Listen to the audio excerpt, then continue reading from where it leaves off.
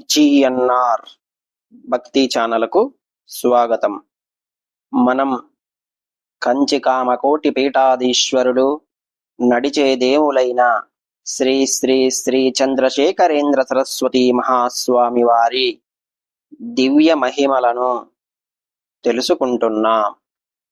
గత భాగంలో వినాయక ప్రార్థన, భగవంతుణ్ణి ప్రార్థించడం కేవలం మన కోరికల చిట్టా చెప్పుకోవడానికి కాదు, ప్రార్థన వల్ల నీకు ఏమి ఇవ్వాలో భగవంతునికి తెలియదు అని అనుకోవాల్సి ఉంటుందని, అది భగవంతుని సర్వవ్యాపకత్వానికి వ్యతిరేకమైనదని, లేదా అలా ప్రార్థిస్తేనే భగవంతుడు ఇస్తాడు అనుకుంటే, మనం అడిగితేనే భగవంతుడు ఇస్తే, మనం అడిగితేనే మన కోరికలు తీరిస్తే అప్పుడు ఆయన కూడా మనలాగే సామాన్యుడే అవుతాడు కదా.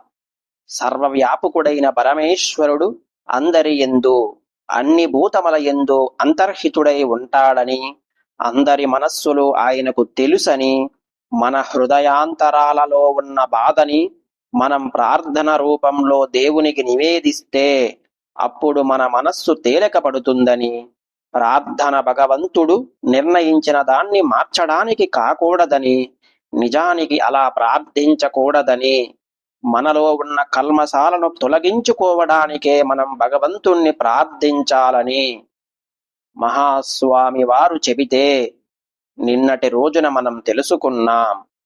ఈరోజు మహాస్వామి వారి మరొక దివ్య మహత్యాన్ని తెలుసుకుందాం.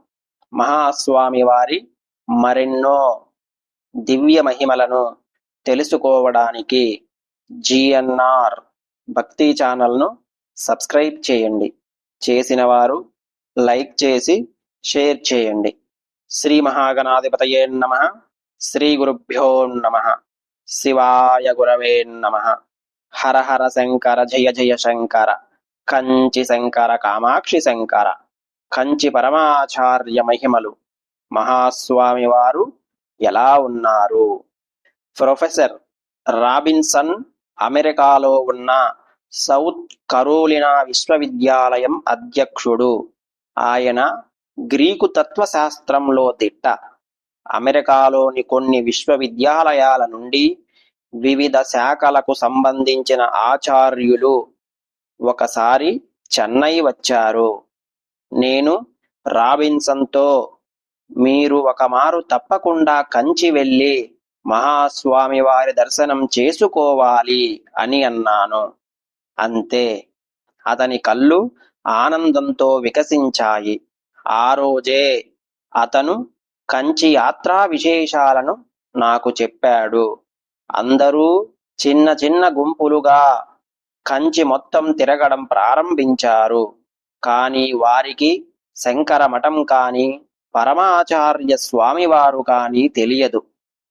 రాబిన్సన్ మరియు అతని ఇద్దరు మిత్రులు అనుకోకుండా శ్రీమఠం ప్రవేశ ద్వారం వద్దకు వచ్చారు. వారు అది ఒక దేవాలయం అనుకొని లోపలికి వెళ్ళారు. తరువాత జరిగిన విషయాలు అతని మాటల్లోనే. అది తాళ్లతో అల్లిన మంచం.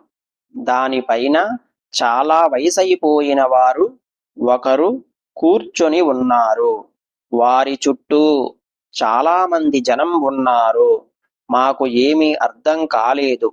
హఠాత్తుగా ఒక పిల్లవాడు మా వద్దకు పరిగెత్తుకుంటూ వచ్చి, మీరు అమెరికా నుండి వచ్చారా అని అడిగాడు. అతని ప్రశ్నకు మేము ఆశ్చర్యపోయాము.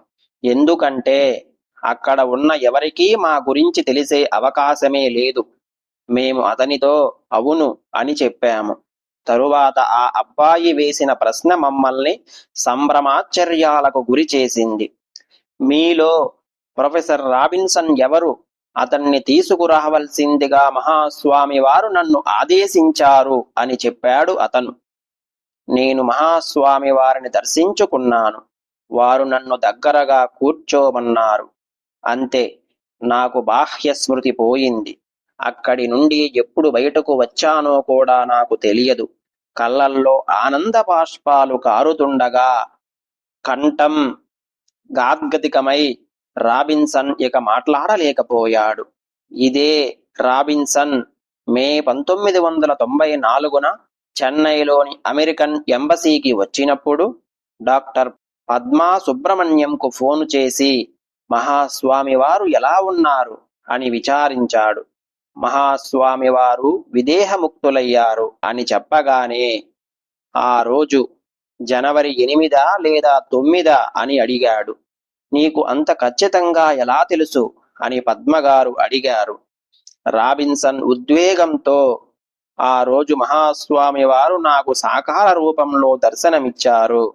3 సార్లు good bye good bye good bye చెప్పి అదృశ్యమయ్యారు. అక్కడి వారితో నేను ఈ విషయం చెప్తే వాళ్లకు అర్థం కాదు కనుక నేను ఈ విషయాన్ని ధృవపరుచుకోలేదు అని చెప్పాడు. ఇదంతా మహాస్వామివారి దివ్య మహిమ. మహాస్వామివారి మరెన్నో దివ్య మహిమల కోసం GNR భక్తి ఛానల్ను సబ్స్క్రైబ్ చేయండి. చేసిన వారు లైక్ చేసి షేర్ చేయండి. మహాస్వామివారి మరొక దివ్య మహత్యంతో మళ్ళీ కలుసుకుందాం. ఓం నమః శివాయ.